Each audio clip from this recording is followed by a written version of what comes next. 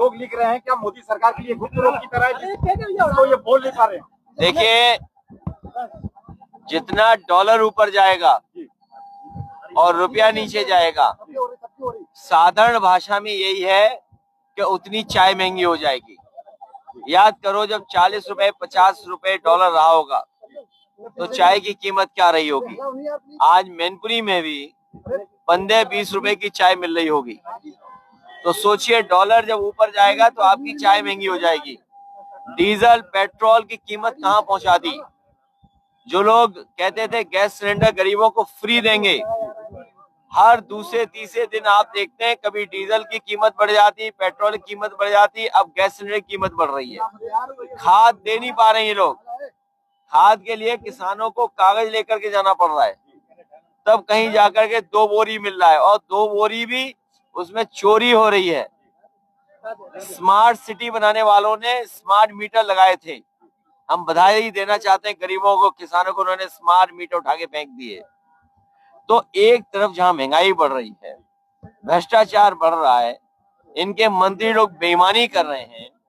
अभी सुना होगा एक मंत्री जी का विभाग हटाया गया, उन्हें हाफ कर दिया गया है, और मैं आपको यकीन ये दिलाता हूं इनके कई विधायकों की टिकट साफ हो जाएगी। अभी तो मंत्री पद हाफ हुआ है, आने वाले समय में देखना टिकट साफ हो जाएगी। तो सोचिए, जिनके पास जनता के पास जाने के लिए कोई मुद्दा ना हो तो वो इसी तरह जनता को गुमराह करेंगे। परिवर्तन ये देश में 2027 की राजनीति बहुत अहम रखती है। ऐसे में ओवैसी बहराइच से 14 तारीख से अपना चुनावी आगाज करने जा रहे हैं। बंगाल का चुनाव आपने देखा, और आपने देखा कि आदरणीय ममता दीदी पर मुकदमा दर्ज हो रहा है। हमारे मुख्यमंत्री अपने गंभीर धाराओं के मुकदमे वापस लेते हैं, लेकिन बीजेपी की सरकार बनने के बाद एक लोकप्रिय मुख्यमंत्री पर मुकदमे दर्ज करा रही है। इससे ज्यादा खतरनाक काम लोकतंत्र में क्या हो सकता है। ये लोकतंत्र को खतरा है। और मैं आपको याद दिला दूं, जिस तरह से इन्होंने रामपुर का चुनाव जीता, फैजाबाद का बाई इलेक्शन जीता, कुंदरकी का चुनाव जीता, अंबेडकर नगर में बाई इलेक्शन जीता, कानपुर बेईमानी करना चाहते थे, करहल में बेईमानी करना चाहते थे।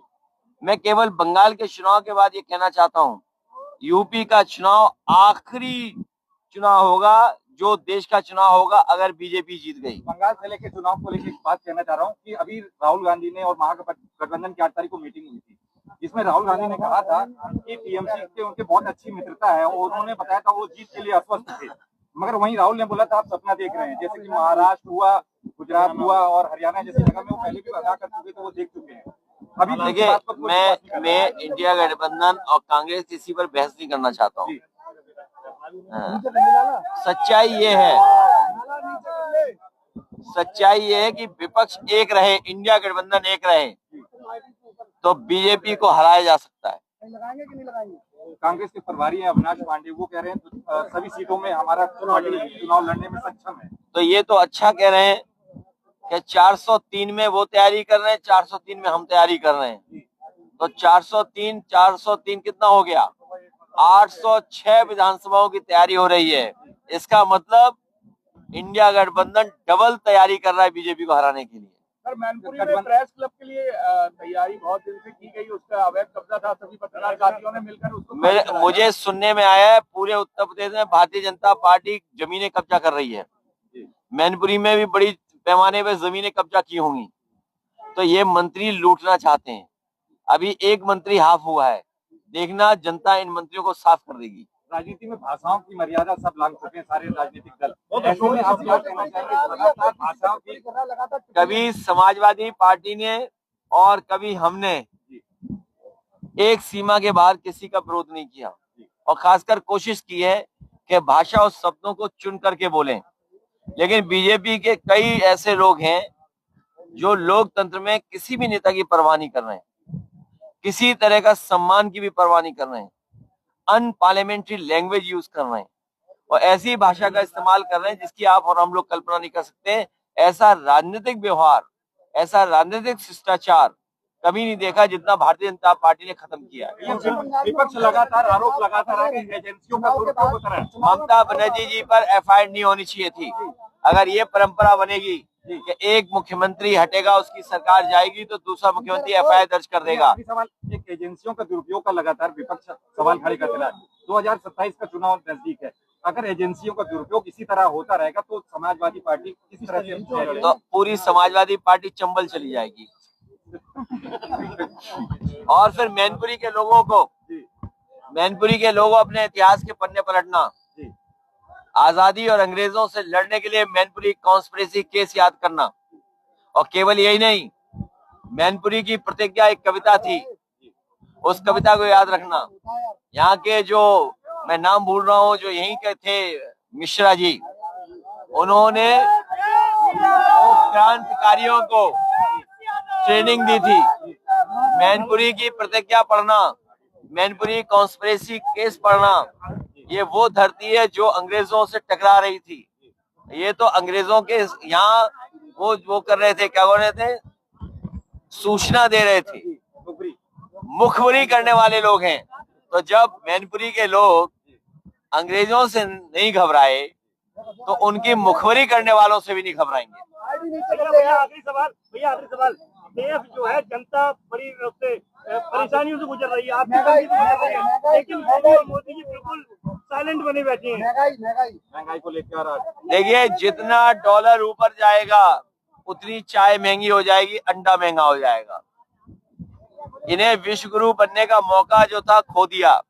अगर ईरान में हवाई जहाज उतार देते जैसे पाकिस्तान में उतरे थे तो ये युद्ध नहीं होता। आज सोचिए, हमारे लोग मारे गए हैं, जो नेवी के, जो हमारा जहाज लेकर के आ रहे थे, उन लोगों की हत्या कर दी गई।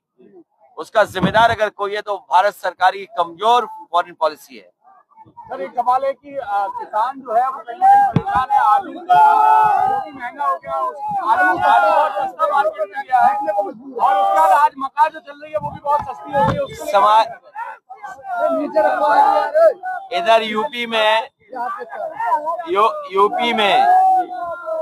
यूपी में गांजा बहुत पकड़ा जा रहा है। पहले गोरखपुर में पकड़ा जाता था, अब लखनऊ में ज्यादा गांजा पकड़ा जा रहा है। और मैं आपको आलू और मक्का, जो आलू नहीं कीमत दे पाएगा और जो मक्का हमारी सड़ जाती है, समाजवादी सरकार बनेगी तो इससे अल्कोहल, पीने वाला जो अल्कोहल है वो बनाने का प्लांट लगाएंगे हम लोग। चाहे कन्नौज में लगाना पड़े, चाहे मैनपुरी में लगाना पड़े, चाहे हमें कन्नौज और मैनपुरी के बीच में लगाना पड़े, जिससे फर्रुखाबाद, कानपुर देहात, कन्नौज, आपका एटा, फिरोजाबाद और आसपास का इलाका जो है, कभी कभी मक्का की कीमत नहीं मिलती, कभी कभी आलू सड़ जाता है, उसकी वजह से पीने वाला अल्कोहल बनाएंगे जिससे स्वास्थ्य खराब ना हो किसी का।